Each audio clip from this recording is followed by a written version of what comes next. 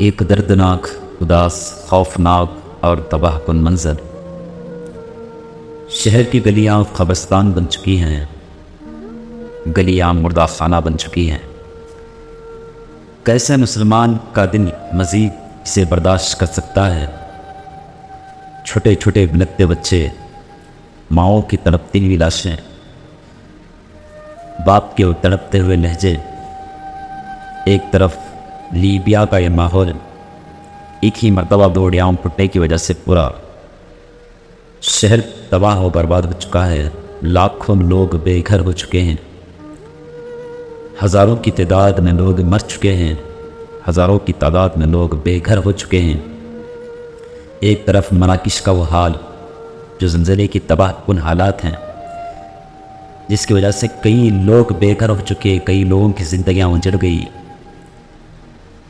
پوری زندگی کی کمائی ہوئی محنت کی چیزیں برباد ہو گئی، حالات بے گھر کر دیے۔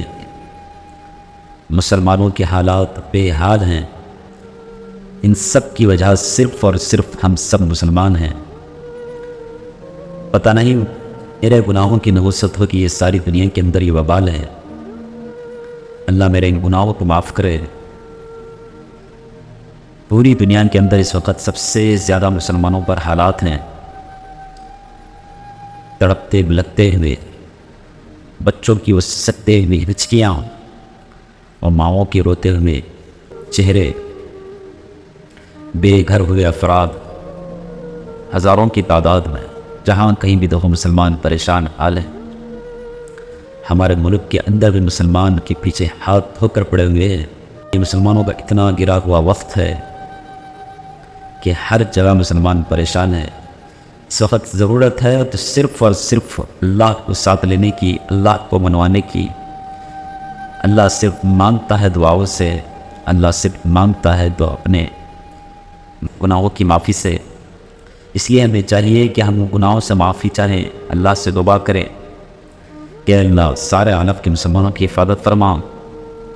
جن مسلمانوں کے پاس دین کو پہنچانے کے خاطر صحابہ کرام نے، آپ صلی اللہ علیہ وسلم نے اتنی مشکلات جھیلی، اپنے آپ کو قربان کیا، اپنے بچوں کو قربان کیا، بیویوں کو بیوہ کیا، بچوں کو یتیم کیا۔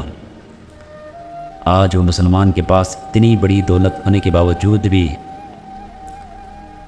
اسلام کے منکرین کے سامنے جھکا پڑا ہوا ہے، دبا پڑا ہوا ہے، خستہ حال ہے، پریشان حال ہے، ہر طرف سے، روزی کی حالت سے ہو، کاروبار کی حالت سے ہو، رزق کی حالت سے ہو، ہر حالت میں، ہر دائرے میں مسلمان پریشان ہیں۔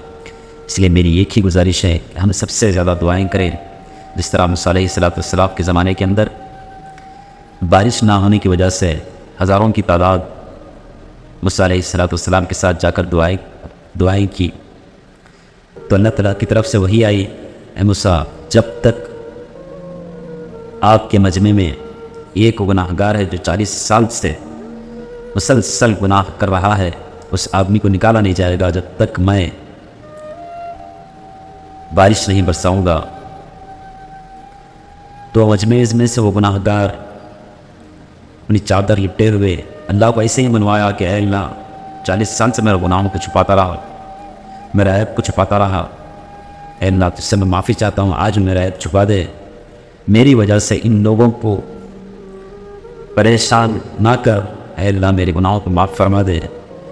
تو وہ جس طرح اپنے دل ہی دل میں اللہ کو منواتا گیا، اللہ سے توبہ کرتا گیا، تو اللہ تعالیٰ نے بارش برسائی۔ تو موسیٰ علیہ السلام نے پوچھا، اے اللہ اس مجمع میں سے وہ آدمی نہیں نکلا، پھر بھی آپ نے بارش برسائی؟ تو اللہ تعالیٰ نے فرمایا، اے موسیٰ، وہ جو میرا بندہ 40 سال سے گناہ کر رہا تھا، کی وجہ سے بارش روکی ہوئی تھی، آج اسی کی وجہ سے بارش برسائی گئی ہے۔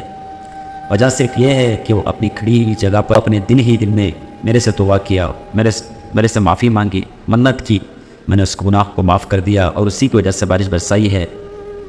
تو میں اسی طرح مسلمانوں سے کہتا ہوں کہ ہم سب مل کر اللہ سے توبہ کریں، اپنے گناہوں کی معافی چاہیں۔